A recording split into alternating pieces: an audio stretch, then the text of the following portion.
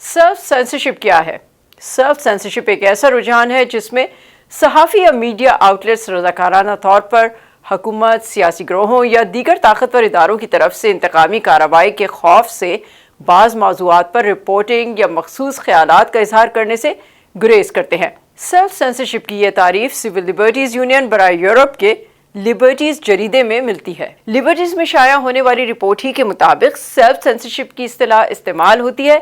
تو عام طور پر ایسے حالات کا حوالہ دیا جاتا ہے جہاں کوئی شخص کچھ شیئر کرنا چاہتا ہے لیکن خوف یا دباؤ سے کسی خاص موضوع پر اپنی معلومات یا خیالات لوگوں تک پہنچانے سے گریز کرنے کا فیصلہ کرتا ہے۔ صحافت کی آزادی کی علمبردار تنظیموں کے مطابق کسی حکومت، سیاسی جماعت، کارپوریشن،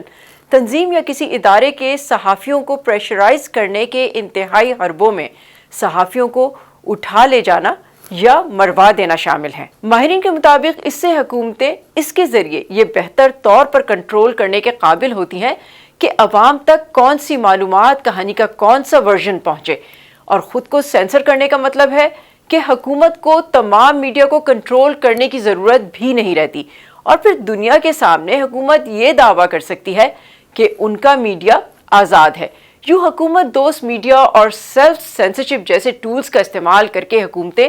بدعنوانی کے اسکینڈلز کو خبروں سے دور رکھ سکتی ہیں۔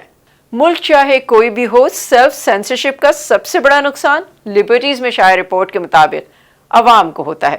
کیونکہ ایسے ماحول میں جو خبریں لوگوں تک پہنچتی ہیں وہ دراصل مسخ شدہ ہوتی ہیں، اور یہ جمہوریت کے لیے انتہائی بڑا خطرہ ہے، کیونکہ جب سچ کو دبایا جاتا ہے تو جھوٹ تقویت پکڑتا ہے۔